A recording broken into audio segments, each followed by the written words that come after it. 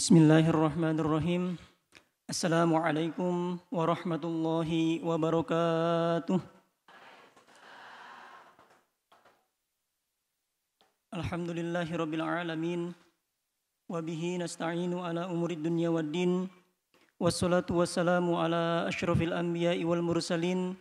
Wa ala alihi wa sahbihi ajma'in. Allahumma ya Rabbana علمنا التأويل وفقهنا في الدين ونسألك يا ربنا علما نافعا ونعوذ بك يا ربنا من علم لا ينفع وقلب لا يخشى وعين لا تدمع ونفس لا تشبع إنك على كل شيء قدير واجعلنا يا ربنا ممن يستمعون القول فيتبعون أحسنه Allahumma a'inna ala dzikrik wa syukrik wa husni ibadatik warzuqna ya rabbana taubata qablal maut wa syahadata 'indal maut wal jannata ba'dal maut. Amma ba'd. Yang sama-sama kita muliakan, kita cintai guru kita bersama Buya Yahya beserta keluarga. Mudah-mudahan Allah Subhanahu wa taala senantiasa memberikan kepada beliau umur panjang dalam taat serta sehat walafiat. Semoga Allah Subhanahu wa taala senantiasa mempermudah urusan-urusan beliau, wabil khusus urusan dalam dakwahnya beliau.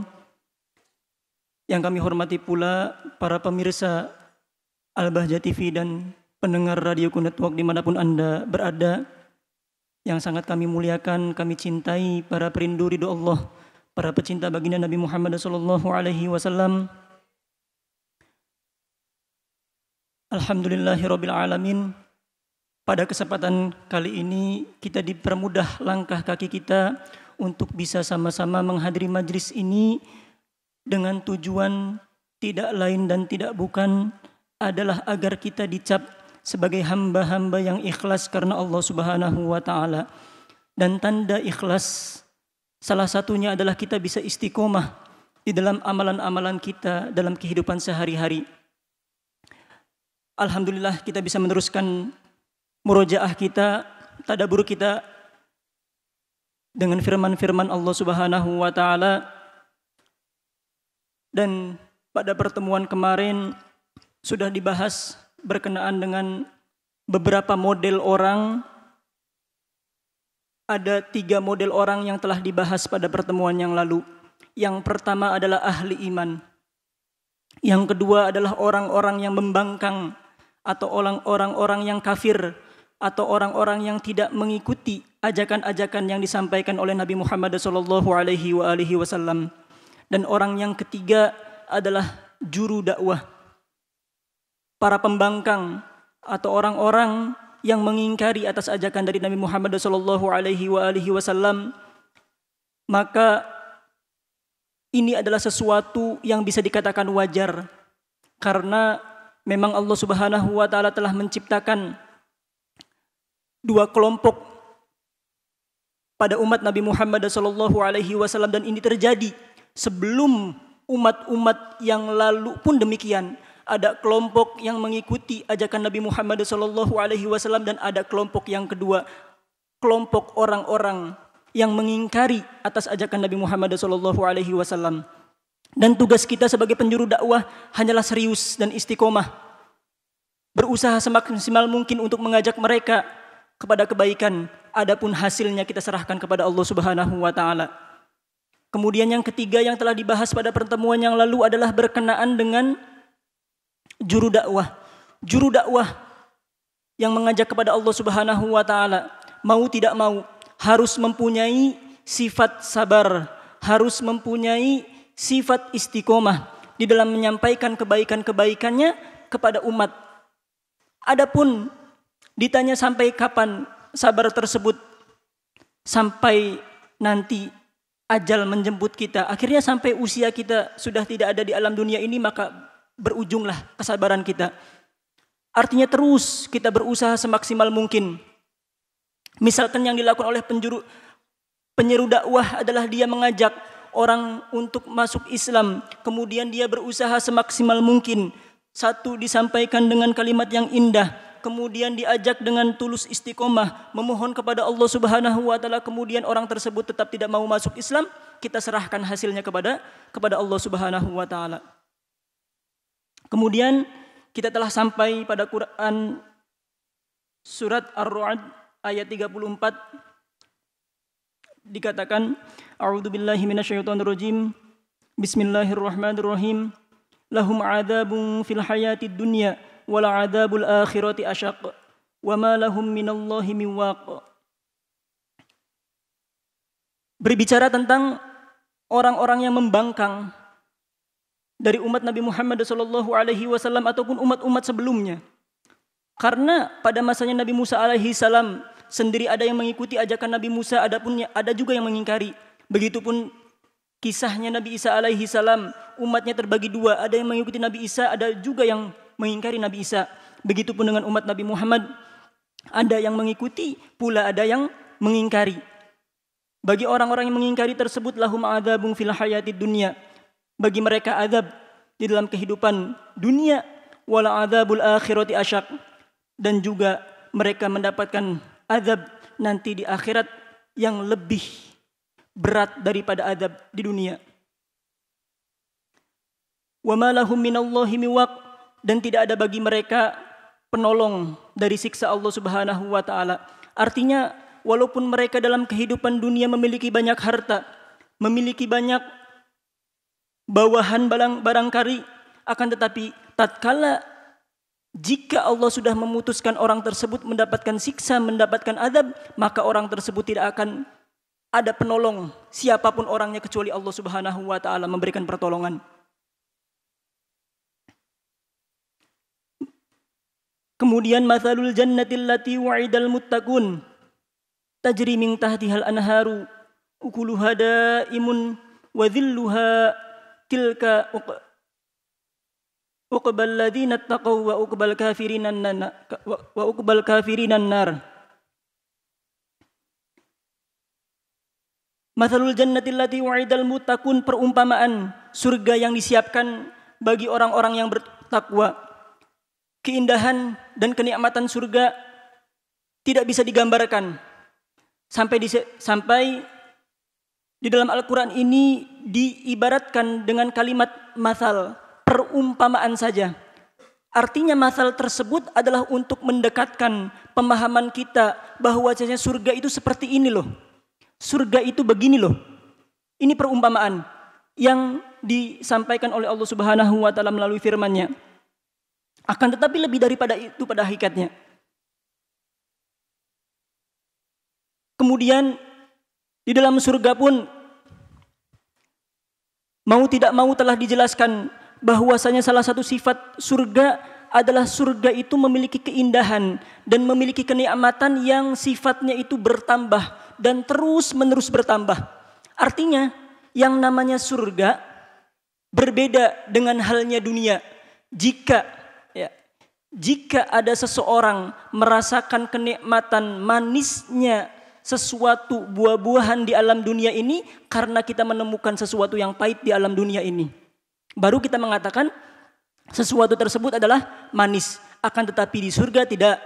Ketika di surga kita mendapatkan kenikmatan satu, maka ketika kita memakan buah-buahan yang lain pun akan lebih mendapatkan kenikmatan tersebut. Misal kita memakan apel sangat enak, sangat manis. Kemudian kita memakan anggur, maka anggur tersebut terasa akan lebih enak dan lebih enak lagi. Kemudian kita makan jambu, maka jambu tersebut akan terasa lebih enak dan lebih enak lagi. Terus seperti itu. Karena sifat surga adalah datang terus bertambah dan terus bertambah. Kemudian dikatakan di dalam ayat ini salah satu sifat atau gambaran surga yang digambarkan adalah tajri min tahtihal anhar, bahwasanya di bawah surga itu terdapat sungai-sungai yang mengalir. Dikatakan bahwasanya ada sungai dari madu, ada sungai dari susu, dan jangan bayangkan seperti halnya sungai-sungai di alam dunia ini. Sungai di alam dunia mungkin ada tepiannya, mungkin ada ujungnya, mungkin ada sumbernya. Akan tetapi tidak. Di surga nanti sungai-sungai adalah mengalir begitu saja.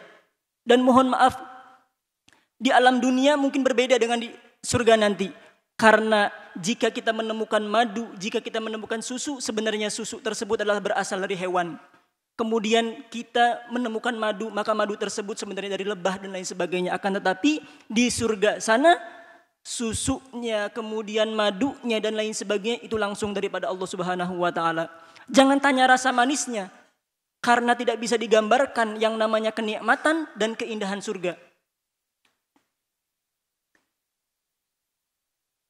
Kemudian sifat yang kedua adalah ukuluha daimun. Makanan di sana itu abadi, akan terus ada dan terus ada, tidak pernah berkurang. Berbeda halnya dengan kehidupan dunia. Mungkin makanan-makanan di alam dunia ini satu momen banyak, satu momen mungkin paceklik gitu tidak ada. Contoh, tidak jauh mungkin barangkali ada seseorang yang suka semangka. Jika ada orang suka semangka pada saat ini, mungkin sekarang musimnya banyak semangka, tapi belum tentu bulan depan atau 2 bulan ke depan ataupun 3 bulan ke depan semangka tersebut selalu ada. Kenapa? Karena memang yang namanya di dunia itu terbatas. Mungkin sekarang banyak, mungkin tidak ada. Semangka, delima, melon, durian dan lain sebagainya itu terbatas. Diambil pasti berkurang, bahkan habis dan lain sebagainya. Itu adalah sifat duniawi. Akan tetapi di surga nanti tidak ada kalimat bahasan bahwasanya makanan di sana kurang, makanan di sana habis dan lain sebagainya, tidak mungkin. Kemudian sampai dikatakan oleh salah seorang penanya barangkali mempertanyakan, bagaimana kok tidak ada, kok ada makanan yang sekiranya tidak habis, yang tidak berkurang, yang tidak berefek samping dengan berlalunya zaman. Padahal makanan tersebut selalu diambil, padahal makanan tersebut selalu dimakan, tapi kok tidak pernah berkurang. Gambarannya, hukum duniawi gambarannya gampang. Barangkali misalkan tadi yang kemarin sudah kita lalui adalah memperingati atau kita bersyukur bahwasanya kita memasuki tahun baru. Ya sebenarnya berkurang sebenarnya umur kita, akan tetapi kita bersyukur bahwasanya kita dapat nikmat oleh Allah Subhanahu wa taala, diberikan umur panjang dalam taat serta sehat walafiat, masuk tahun baru 1447 Hijriah. Barangkali di beberapa daerah mengadakan pawai sambil berzikir dan lain sebagainya. Niatnya adalah bersyukur kepada Allah Subhanahu wa taala. Anggaplah satu desa 1000 orang melakukan pawai dan setiap orang membawa obor masing-masing. Setiap obor tersebut ada satu sumber api di satu obor. Kemudian setiap orang yang melewati bakal ngambil sedikit apinya, kemudian nyala lagi obornya, terus obor kedua, obor ketiga, obor keempat, kelima, terus sampai 1000 obor tersebut. Kira-kira obor tadi yang satu sumber kira-kira berkurang apa tidak? Tidak berkurang. Ini gambarannya saja. Ini adalah hukum dunia yang barangkali sedikit daripada hukum akhirat. Kalau hukum akhirat jangan disamakan dengan hukum dunia. Karena yang namanya akhirat undang-undangnya berbeda dengan undang-undang selama di dunia. Mungkin di dunia 1 jam itu 60 menit. Di akhirat berbeda. 1 jam itu berapa ratus tahunnya di dunia, berapa puluh tahunnya di dunia. Itu adalah undang-undang akhirat. Allah yang memiliki akhirat, Allah yang memiliki surga, Allah yang memiliki neraka, maka tidak ada hal yang mustahil yang jika Allah mengatakan ukuluha daimun, makanannya itu abadi, makanannya itu akan terus menerus, tidak akan pernah berkurang, maka kita yakini dan kita percaya itulah yang dikatakan oleh Allah Subhanahu wa taala. Itu sifat yang kedua, makanannya tidak pernah berkurang. Sifat yang ketiga adalah wadhilluha, nanti di dalam surga itu ada bayangan atau bahasa kita barangkali tempat berteduh. Contoh barangkali ada seorang melakukan safar perjalanan dari Cirebon barangkali ke Semarang dan lain sebagainya di bawah terik panas matahari, kemudian ia hendak beristirahat di bawah pohon yang barangkali adem, anginnya sepoi-sepoi, kemudian dia menuju bawah pohon tersebut kemudian merasakan alhamdulillah enggak panas, adem. anginnya sepoi-sepoi, mengatakan alhamdulillah karena memang yang awalnya ada terik panas matahari kemudian berteduh di bawah pohon tersebut. Dan ini adalah nikmat kecil yang barangkali di dunia, nanti di akhirat seperti itu. Karena nanti di akhirat pada hakikatnya tidak ada matahari di akhirat nanti. Tidak ada matahari nanti di dalam surga. Mohon maaf. Tidak ada matahari di dalam surga. Artinya dia akan merasakan terik panas matahari nanti. Para penduduk ahli surga nanti. Ini yang digambarkan oleh Allah Subhanahu wa taala berkenaan dengan gambaran surga tersebut. Di bawahnya mengalir air dengan sungai-sungai, kemudian juga makanannya adalah daim. Tidak pernah berkurang, wadhilluha, dan tempatnya itu teduh. Ya, tilka uqbal ladzina taqau. Dan itu semua adalah ganjaran yang diberikan kepada orang-orang yang bertakwa. Artinya surga adalah ganjaran bagi orang-orang yang bertakwa. Surga telah disebutkan bahwasanya sifatnya macam-macam.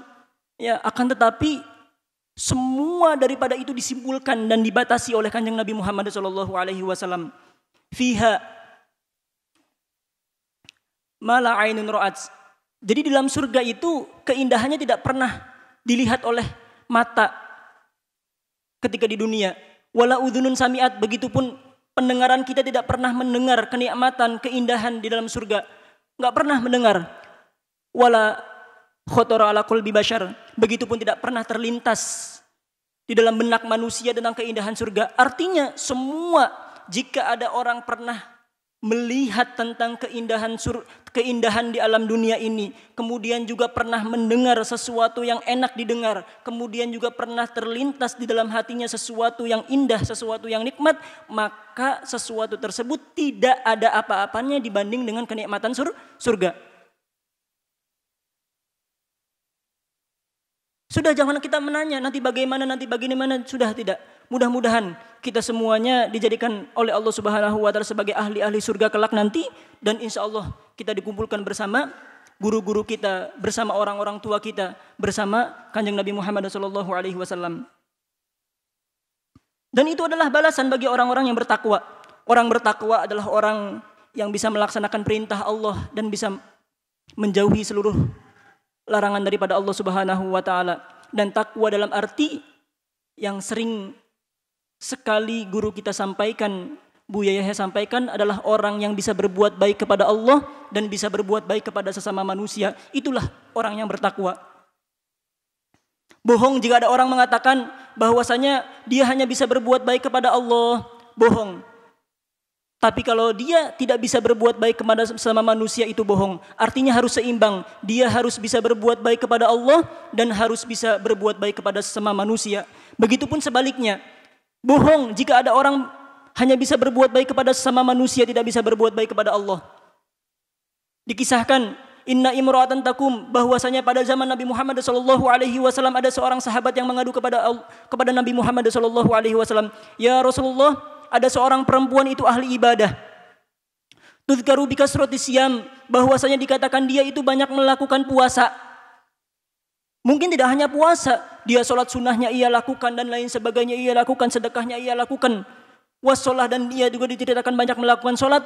Artinya mungkin di siang harinya dia puasa, di malam harinya dia banyak melakukan sholat. Akan tetapi kata sahabat tersebut mengatakan, wahai Rasulullah, orang tersebut itu kalau ngomong dengan tetangganya ngomong nyelekit, dengan pasangannya selalu kasar dan lain sebagainya. Kemudian Rasulullah mengatakan, la khairu fiha, orang tersebut tidak ada baiknya. Ini kata Rasulullah, tidak ada baiknya. Kemudian tidak hanya itu, Rasulullah memvonis orang tersebut dengan innaha finnar, bahwasanya orang tersebut adalah termasuk ahli neraka. Kenapa? Karena dia hanya bisa berbuat baik kepada Allah mungkin. Banyak ibadah ia lakukan, akan tetapi dengan sesama manusia ia tidak berbuat baik. Maka yang terjadi ia tidak dikatakan orang yang tergolong orang yang bertakwa. Maka hayu sama-sama kita memperbaiki hubungan kita kepada Allah, juga hubungan kita dengan sama manusia. Wa uqbal kafirinan nar, dan begitu pula balasan bagi orang-orang kafir adalah nerakanya Allah Subhanahu wa taala. Ya. Nerakanya Allah Subhanahu wa taala. Kalau misalkan orang-orang yang mengingkari adalah orang-orang yang ahli iman adalah balasannya surga, maka orang yang mengingkari Allah, orang yang kafir kepada Allah, maka orang tersebut adalah ahli neraka. Dan sama, sifatnya neraka adalah seperti sifatnya surga. Artinya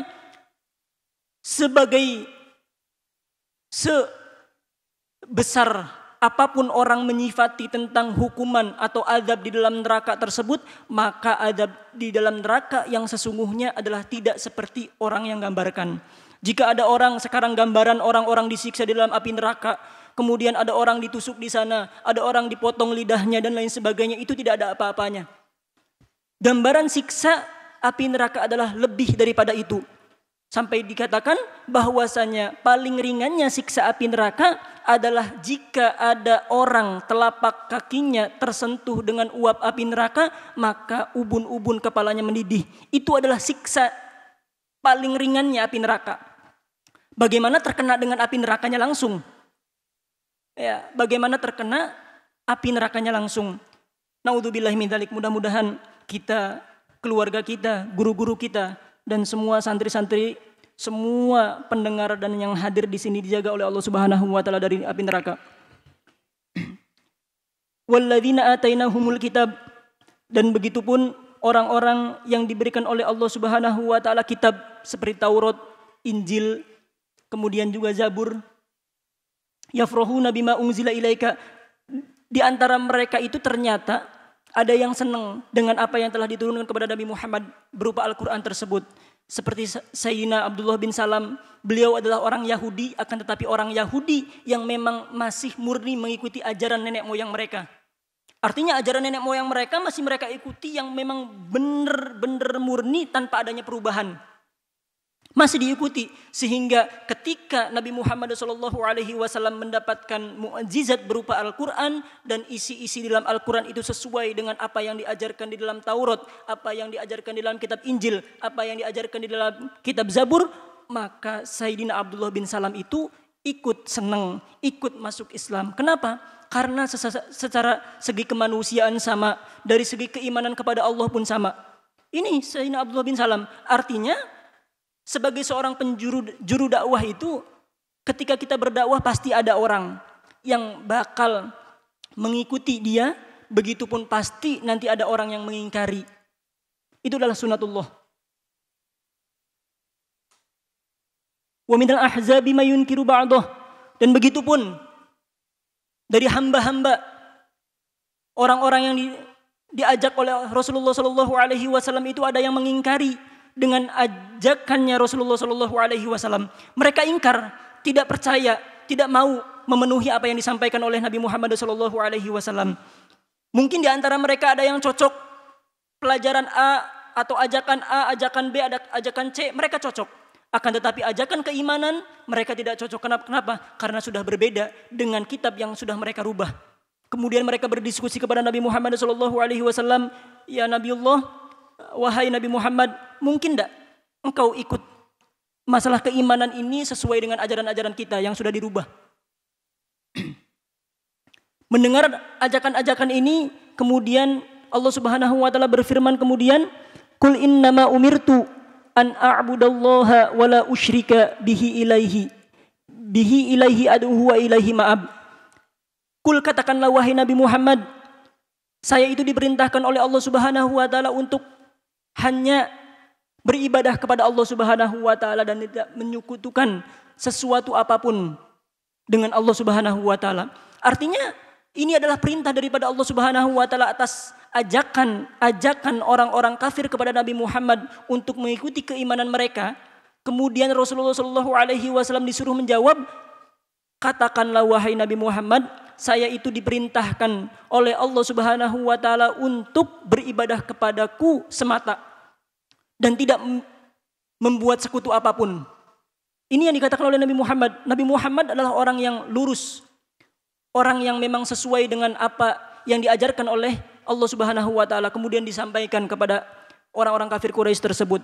Orang-orang kafir Quraisy tersebut tidak bisa mengajak Nabi Muhammad SAW. Ilaihi ad'u, kepada Allah lah aku hanya menyeru. Artinya Rasulullah SAW hanya menyeru kepada kepada Allah Subhanahu wa taala, tidak menyeru kepada Tuhan-Tuhan yang lain. Wa ilaihi ma'ab, dan kepada Allah lah aku akan kembali. Mudah-mudahan Allah Subhanahu wa taala senantiasa memberikan kepada kita keistiqomahan, memberikan kepada kita keseriusan, dan mudah-mudahan memberikan kepada kita dihilangkan dari rasa putus asa, yang ada hanya semangat, semangat, dan semangat sampai ajal menjemput kita. Semoga Allah Subhanahu wa taala menjadikan kita hamba-hamba yang bisa mengamalkan apa-apa yang telah kita dengar, mengamalkan ilmu-ilmu yang telah kita pelajari, dan mudah-mudahan Allah Subhanahu wa taala menerima amal kita. Kurang lebihnya mohon maaf. Wabillahi taufiq wal hidayah. Wassalamualaikum warahmatullahi wabarakatuh.